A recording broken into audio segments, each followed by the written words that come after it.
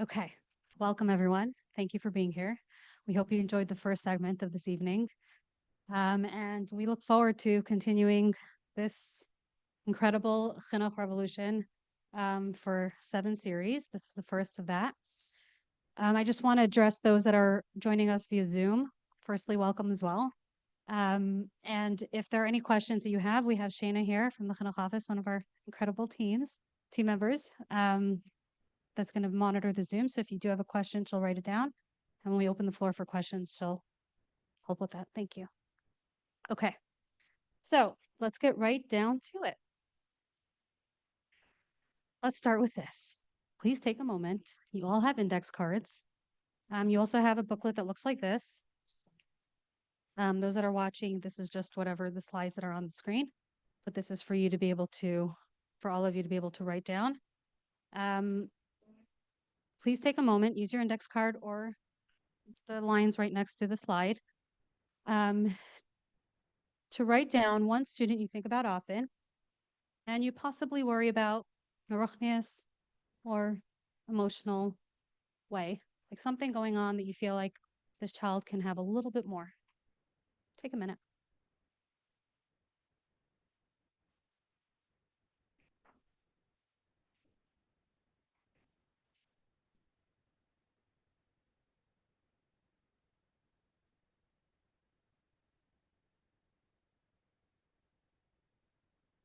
Now, if this child doesn't feel connected, supported, connected, or engaged, what might her relationship be like in 5 years from now with Tyra?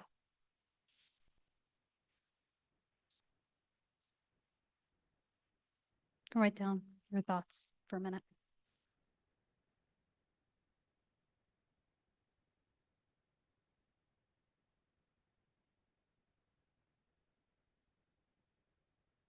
The reason I ask you this question is because a child's experience in the classroom, they are creating a connection to their Torah life, to their day-to-day life in Yiddishkeit. And what they're feeling today is how they're going to feel possibly going forward, B'rz Hashem, only good.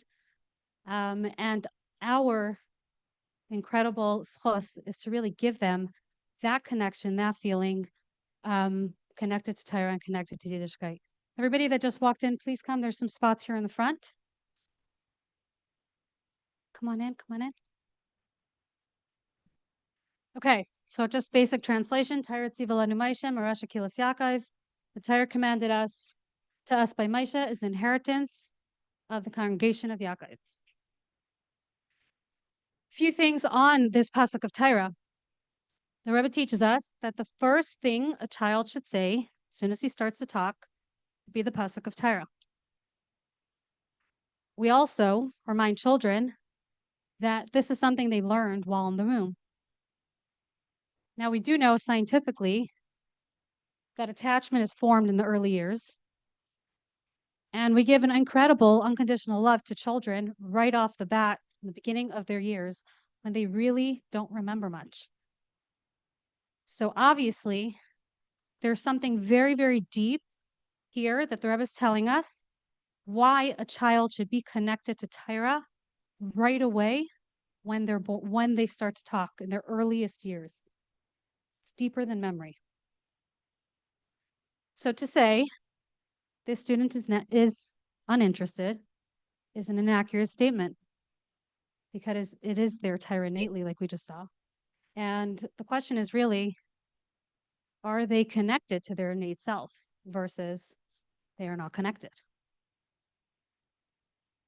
So let's look at the pasuk of Torah broken down and how the Rebbe explains to us why this pasuk was chosen as the core fundamental. And the Rebbe says this is something that should be taught first. The Rebbe wasn't specific about the way that the psukim were taught, but the Rebbe did say that the pasuk of Torah is fundamental to teaching the core ideas and ideals of Yiddishkeit. Let's understand why. So firstly, there's Torah tziva lanu Moshe, what a child should know. Torah was given to him. So Torah was commanded to him by Moshe. Mayrasha Kilas Yaakov. Now, there's another part of this pasuk. There's so many psukim about Torah. Why did the Rebbe choose this one?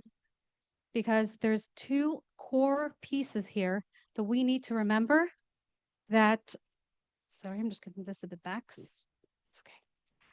That we need to remember when we look at a child and how they're connecting to Torah.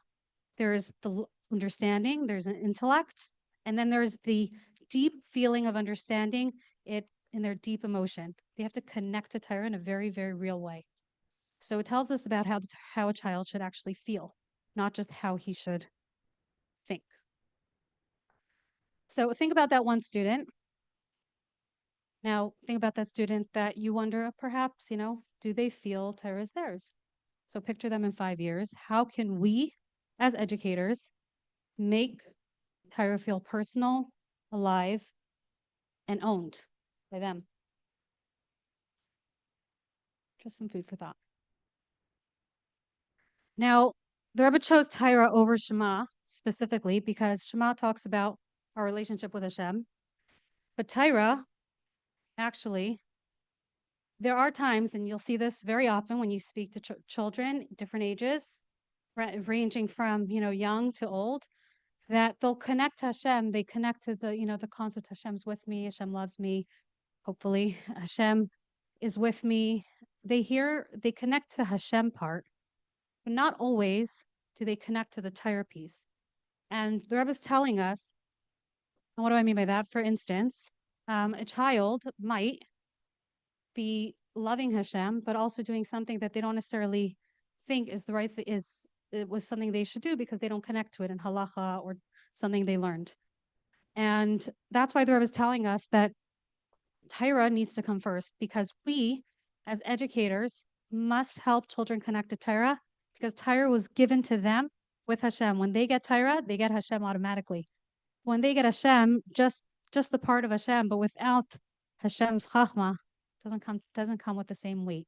So us as educators, we really need to give them that full piece, first giving them the foundation of Torah, and then laying on that the Shema and all the rest of the psukim and the foundations. So obviously, building a relationship with Torah is building a positive relationship in Yiddishkeit really for a child. That is fundamental for them. I'm going to share with you a story. Some of you may have heard this already. It's just a small anecdote that happened when I was encountering a young girl that I know. And I think this will really bring the message home to all of you. So this girl is sharing with me, after a long day of school, she's busy talking to me about, she's 5 years old, comes from a regular Lavater school, strong Chabad home, and I'm sitting on the couch with her, someone's home. And as she's like pulling off her tights and starting to talk to me about her day, I see that on her leg, she drew a Salem. And now I'm like, wonder where this is coming from. Now I knew this child. This child is a very, very deep child who understands things in a very deep way. She wasn't just doing something by mistake, created an X. This was a child that intentionally drew a Salem on her leg. So I asked her, I said, what's that? So she said, it's a Salem. I said, why did you draw a Salem? So she said, because I want to be connected to the guy. That child's 5. I said, oh, why do you want to be connected to the guy? Her siblings were actually around. They were listening to this conversation. She said, because I want to watch certain Disney movies, and I want to dress like specific, characters in that movie, and all the glitz and glamour from this movie was really talking to her. And I said, oh. The kids that were listening, her siblings were like, well, actually, if you are connected to the Gayim and you dress up like them, then you won't have Purim, you won't have Pesach, you won't have Manishtana presents, all the fun things. She's like, I don't care. I want to dress up as this and this, and I want to watch these movies. I want to be connected to the Gayim. Okay. Situation ended. And it really really struck a raw chord. And somebody in chinuch for so many years, I was like, what went wrong here? Like, where did this come from? This girl comes from home. This girl comes from a strong home. Her parents are not overwhelmingly overbearing that they'll put in her face that you can't watch certain movies. Where did this come from? And then it hit me that for a child to connect to Yiddishkeit, they really need to be connected to Torah. And connecting to Torah, like we said earlier, needs to have both parts. You have to have the part of knowing the Torah, understanding what you're learning, but then feeling it, connecting to it. So this child who loved glitz and glamour, and that's what spoke to her, she didn't find it in Torah. It wasn't relatable to her. So she wasn't looking at Queen Esther for glitz and glamour and connecting it to Torah. She was looking elsewhere. Now, just the reality is that today there's so much coming in from the outside. Then what are we giving our kids in such a strong way that they now feel so connected that there's nothing in the world that's going to shake them from that? And they feel like this is where I can find what I'm looking for, nowhere else. And just to break it down a little further, for instance, if this child was in a classroom where the teacher said, you know what, I recognize that this is the type of thing that the girl's gravitating to. She loves glitz and glamour. She loves the sparkles. She loves all of that. When the teacher got up to the part of teaching about Queen Esther, perhaps pulling her in with Queen Esther was a beautiful queen who was tznius and had this incredible amount of jewelry and all the beautiful things that kids like and the gems and the dresses and everything. Do you know what Queen Esther really loved? What do you think she did when she walked in through the door every single day in her palace? What do you think she had on her table? What do you think was on her bookshelf? What do you think she did when Friday would come? Queen Esther.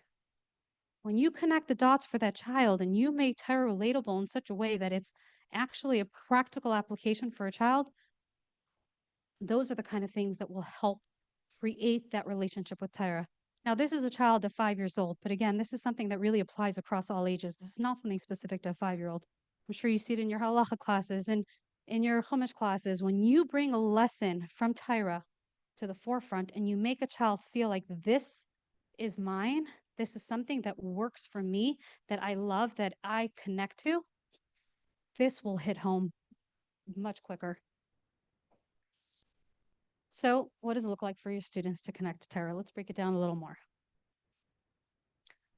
So let's understand a little bit about the way the Rebbe understands the child psyche. The Rebbe says that a child, and we know this about children, they love stuff. They love owning things. They love owning toys. They love owning gadgets as they get older. There's always that thing that they're holding on to that they love so much. Now, the Rebbe says for a child to understand what Torah means to them, we first have to understand the child. We first have to understand who we're dealing with, how we can help this child now connect to Torah. So the Rebbe says, call it ownership. Call it my Russia. My Russia. Just like a child loves things that belong to them, let's give them something that belongs to them. Let's package it that this is theirs from before they were born. This is theirs that when they're born and they come into the world, it's the biggest gift that Hashem's precious toy or Hashem's most precious thing to Hashem. Hashem now gave it over to this child. Break it down for the child in a way that the child can actually connect to that idea that it's now theirs. So why is it important to bring home the message of ownership to a child?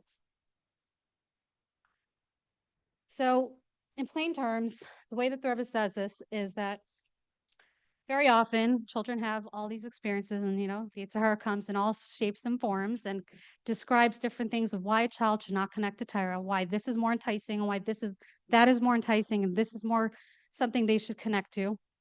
And therefore, when a child says, this is mine, this is not something that you can ever take away from me, ever. So even the Yetzer Hara that comes and says, oh, why is this it? But it's mine. It's my toy. No one's taking the toy from me. This is my thing. This is my Torah. No one's going to take that from me. So the Rebbe says this is literally the toolbox that you're giving a child fundamentally to get through the things that the Yetzer Hara might come and entice the child into. When you own something, no one can take it from you. It's yours. So Torah in 3 words: own, cherish, and apply. This is your Torah. Cherish it. Hashem gave it to you. It's his most special present, but he decided intentionally to give it to you and to me. And yeah, you could break it down as a teacher. By the way, there are lots of resources online on that website of different curriculums that you'll see of how to break down the Pasuk of Torah to students in different ages. Chinuch Office is actually, Miriam Rappaport, my sister-in-law, is creating a lesson plan for early childhood, like 12 lessons for those, because that was something that we couldn't find as much. So that's available. That's going to be available for everybody. So if you need it broken down in real terms of how to bring this to a child, you will have the tools in your toolbox as Hashem. But back to this.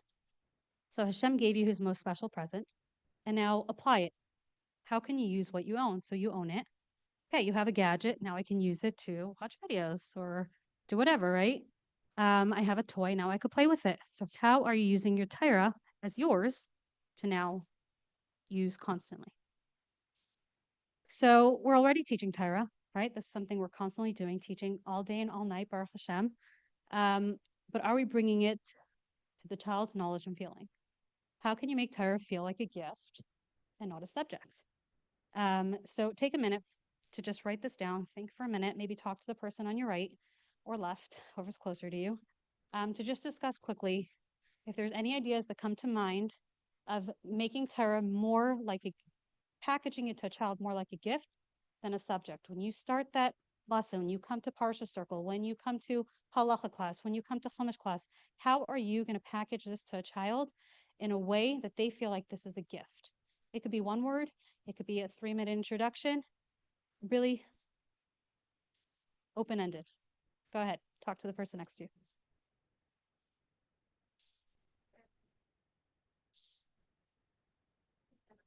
See anything? What? It's very low. Do you see me? If you ever don't see me, just tell me, okay?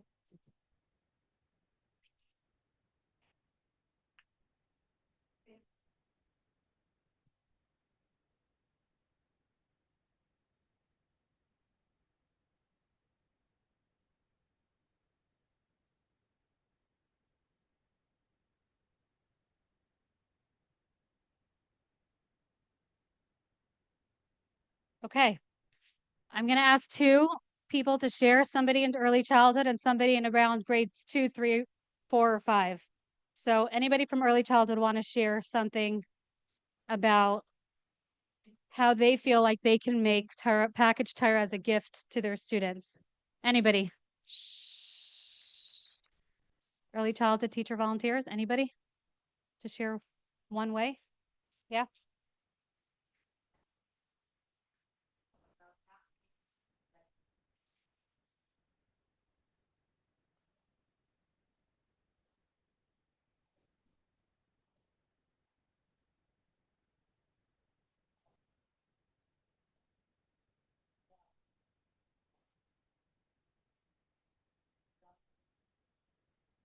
Experiential.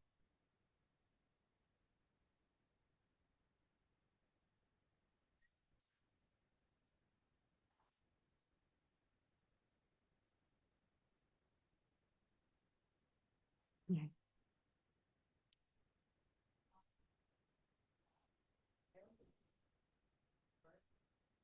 I'm just going to repeat for those on Zoom. So you're saying to make it more exciting, hands-on, interactive, so that it's something that can be more of a gift. It can help them. But let's zone in on the gift piece. How can you make them understand and feel in that time when you actually introduce, whatever subject it is that's Torah related as a gift?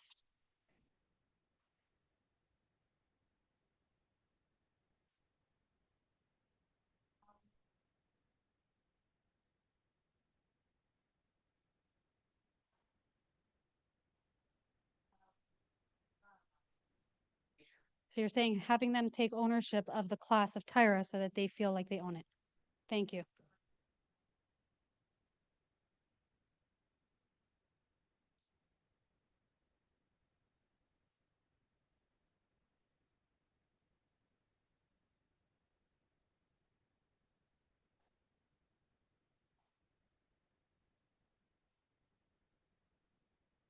So thank you for saying that, actually. I think it's important for us as educators to remember that there's obviously two parts to a child learning. There's the learning part, and then there's the huge piece of them recognizing that this is their gift. So when a child interrupts or asks a question, instead of saying this is not part of like my lesson plan, or we're late, we have to finish, remember that this is their way of actually connecting to the Torah. So when they're asking that question, address it as part of the full picture of what you're giving them as their ownership of Torah. Anyone else that wants to give from older grades? Somebody? Classroom, elementary classroom? Okay, let's move.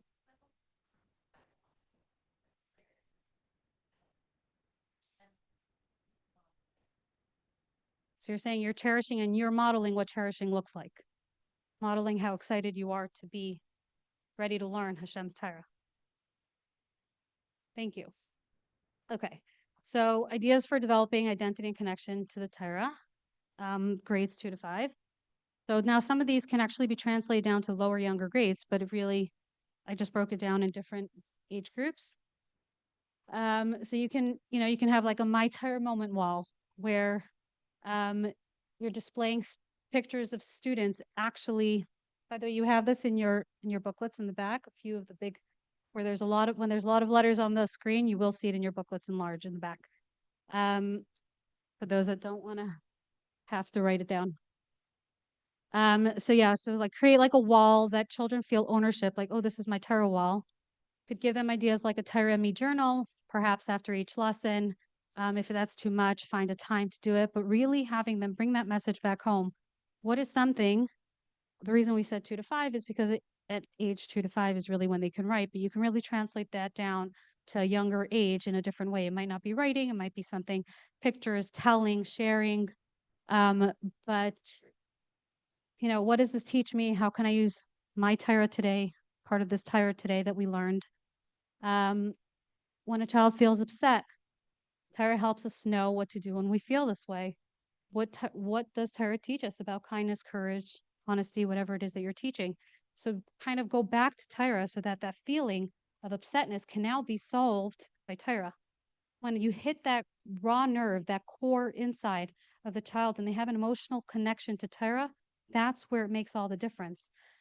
Um, you know, just to share a short story, I know Marafsa knows the story by heart, but my daughter, who was actually singing tonight, she sang the Hafta, and she actually sang a part of her story last year where she was struggling in the classroom and there were things going on and there was a lot of bullying. Girls were saying things like, her name, we hate you, why did Hashem create you? Like all these things that were really hard things for kids to hear. And it was a lot of stuff going on in the class, and the school was doing tremendous amount. But for some reason, this class was just what a good combination.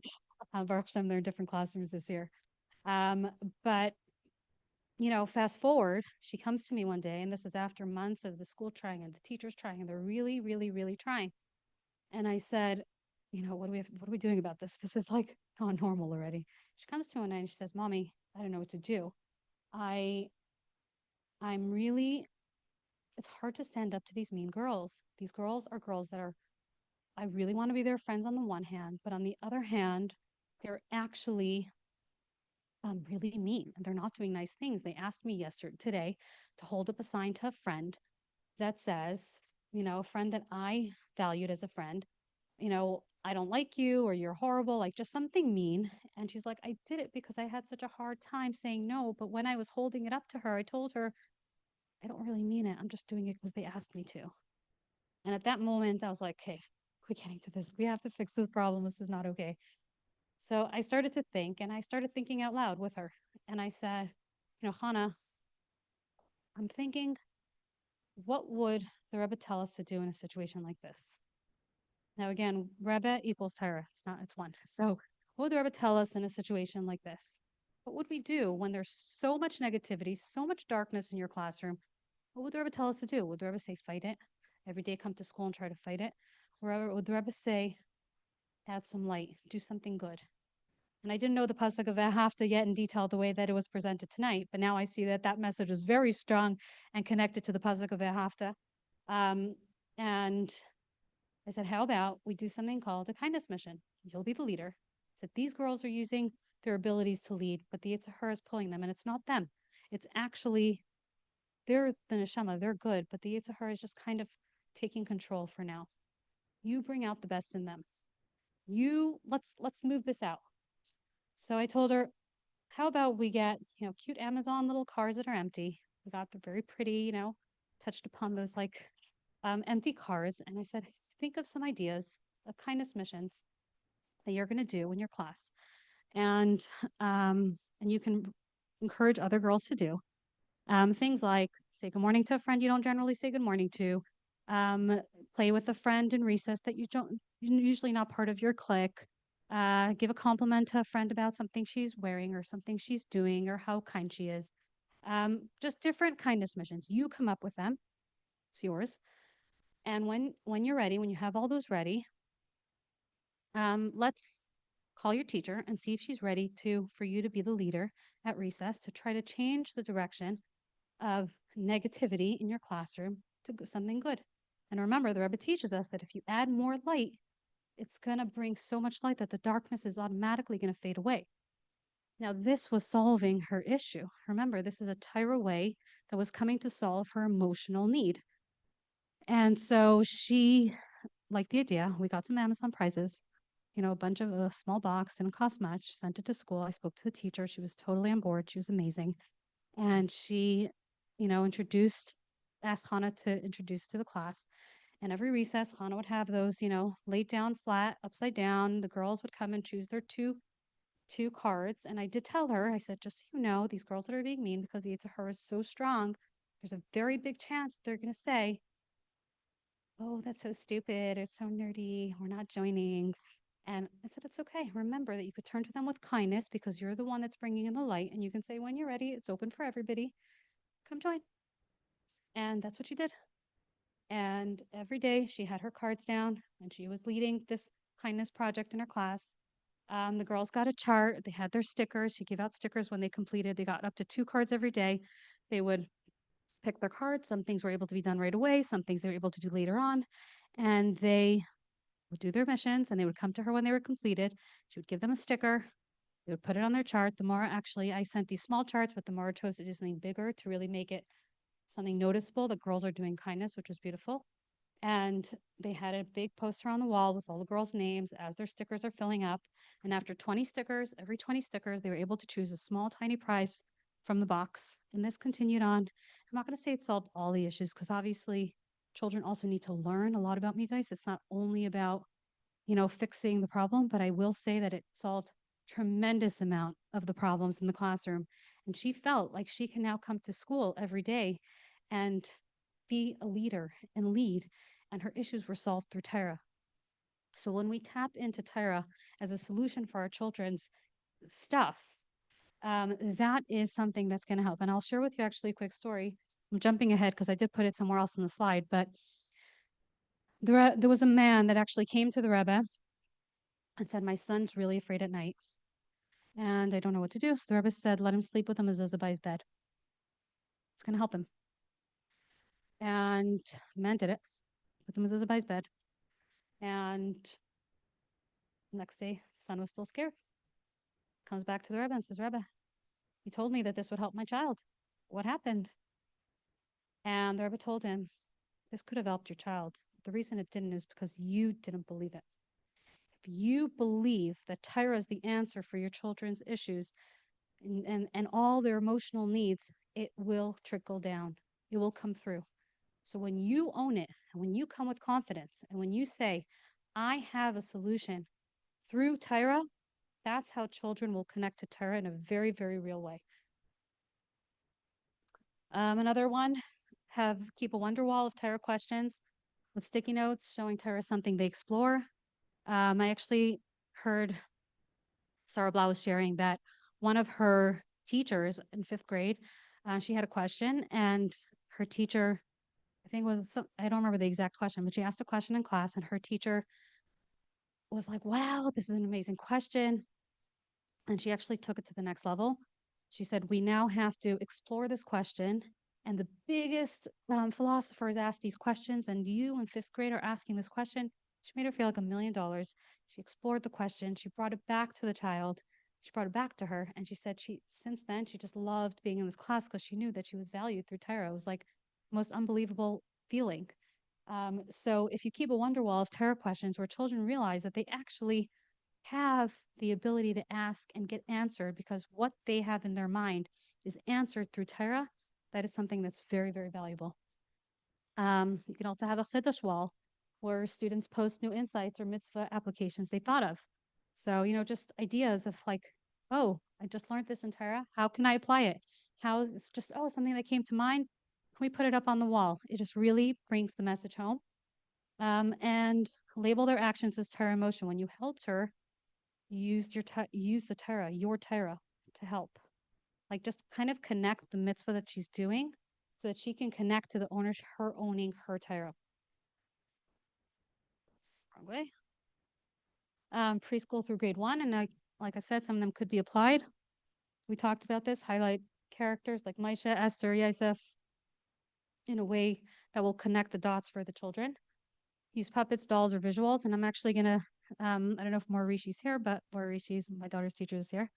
I hope I'm not embarrassing you if you're here. But my daughter was just telling me that when she learns halacha, they follow this cute girl's way.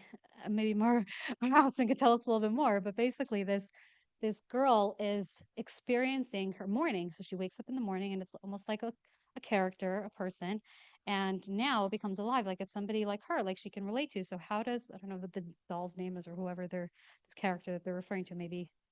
Who? Who is it?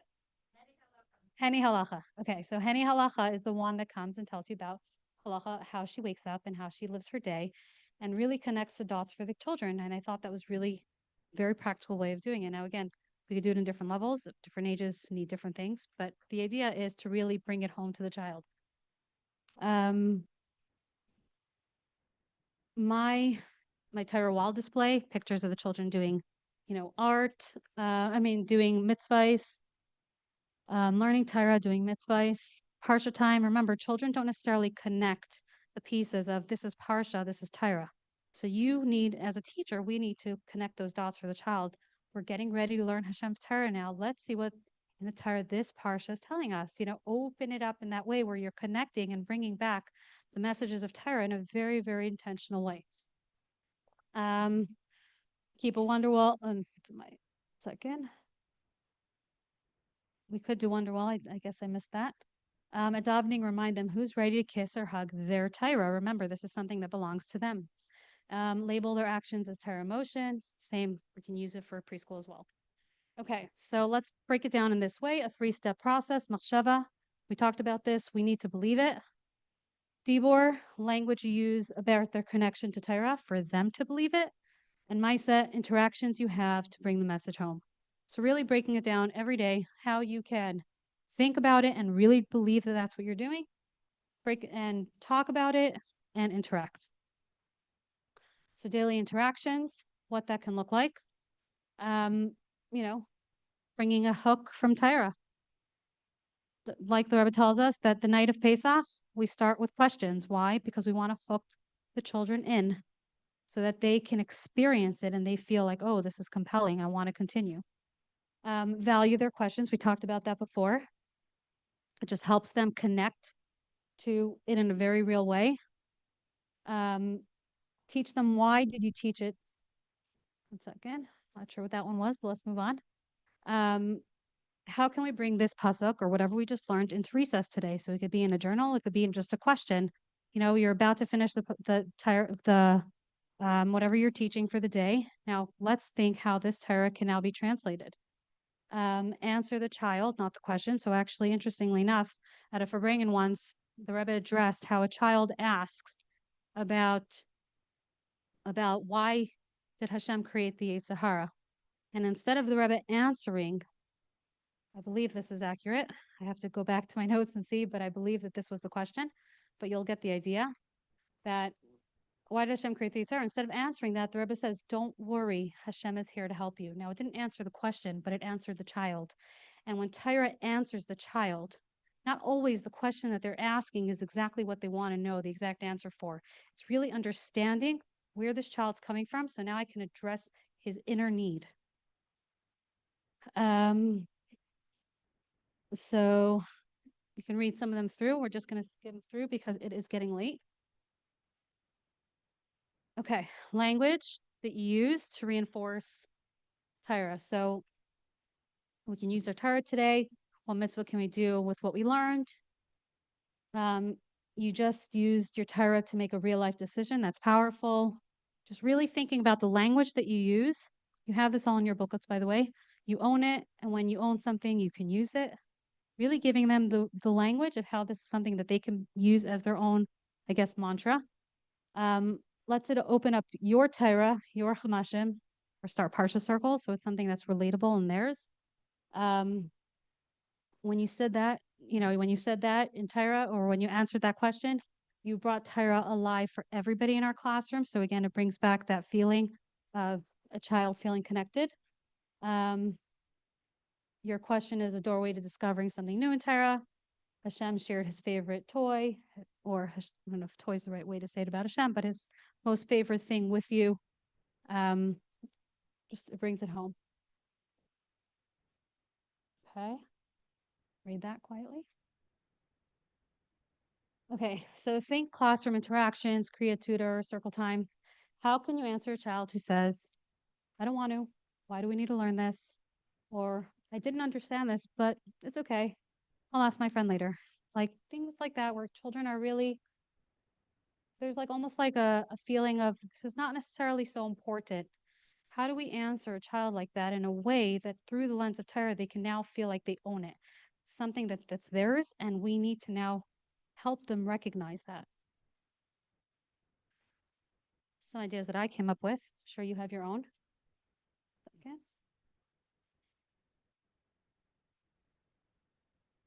Done. Working.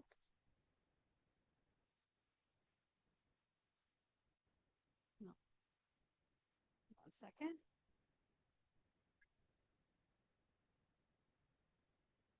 Here we go now. What? In your class, you start saying I'm stuck and beautiful. Oh, here we go. Okay. So you can answer something like, I'm happy you asked because it's your Torah to learn and connect to. So let's understand how it is relevant because it's yours, belongs to you.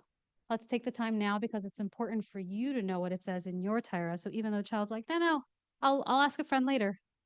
Take a moment.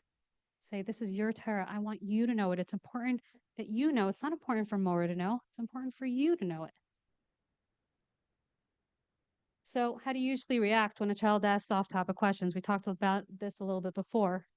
What can you say that turns it into a Torah moment? You can write down some ideas for yourself if you have any. But these are just some, questions for thought. How about an English afternoon class or a neutral science play subjects you teach? Is it so necessary to bring in the Torah element, right? Because they're just learning English, they're just doing science.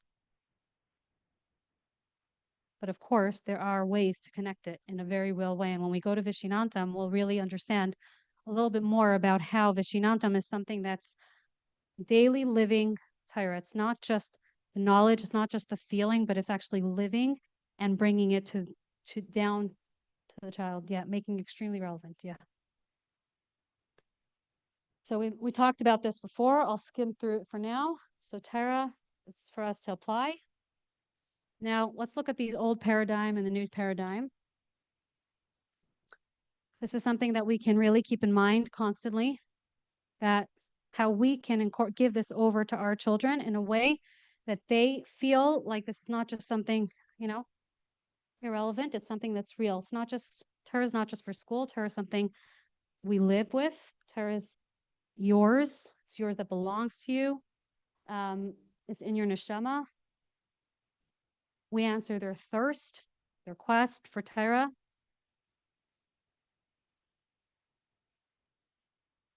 Okay.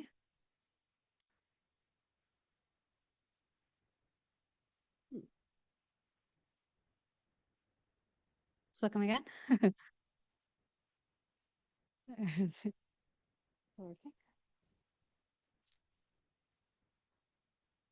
Well, we were about to go into Veshinantam, but basically the idea is we can follow along on our papers.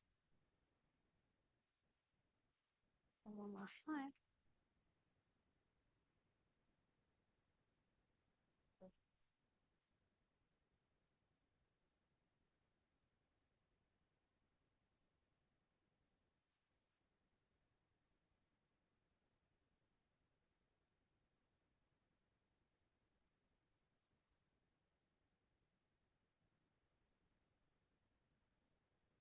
So the pasuk of Torah kind of sets the stage, well, really does set the stage for the action part of Torah, which is Veshinantam.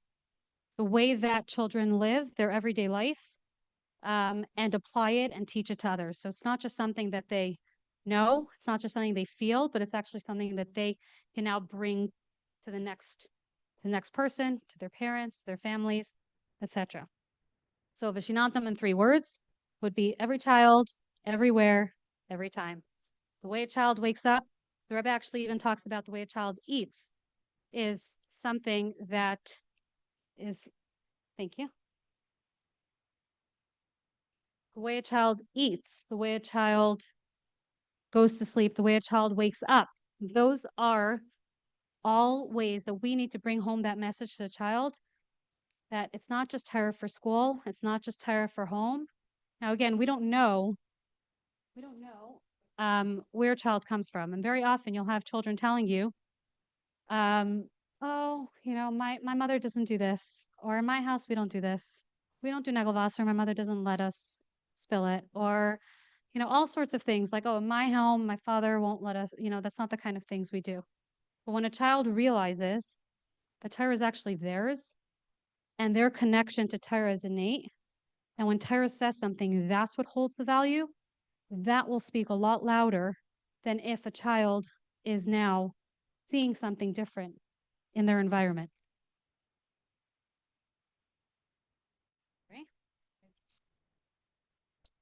The Rebbe talks about this a lot, that a child learns through experiences. And like you said before, Tali, thank you, that when a child experiences something, it brings the message home. So I know all of you do this all day, but think of it, the things that less spoke least to you is it working? Oh, thank you. The things that spoke least to you as students, now's your chance to pick that up and put it on a pedestal and show the children experientially what that looks like in a way that they can now apply it. So we gave some ideas before. So Veshinantam Levanecha, Rabbi asked this very simple question. Levanecha, why Levanecha? We're talking to, thank you. We're talking to children. The Rebbe says that Levanecha, Banecha are the people that your students also. And a child can actually become a teacher as well. And it's essential for a child to know that not only is Torah for him to own and for Torah for him to relate to and to connect to, but it's now his job to give it over to another. Can't just leave it as is. And Tzidus Hashem is actually doing incredible missions surrounding this specific piece. You'll hear about it through the schools.